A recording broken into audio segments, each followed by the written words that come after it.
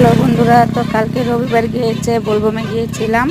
আমি, আমার ছেলে, মেয়ে, দিদির ছেলে, আমরা সবাই মিলে গিয়েছিলাম। তো কালকে ভিডিওটা বানালাম আর আজকে আপলোড করছি।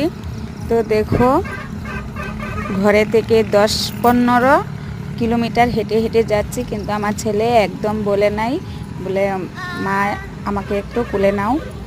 দেখো ভগবানের কি কৃপা, বোলবমের শিব বাবার আশীর্বাদে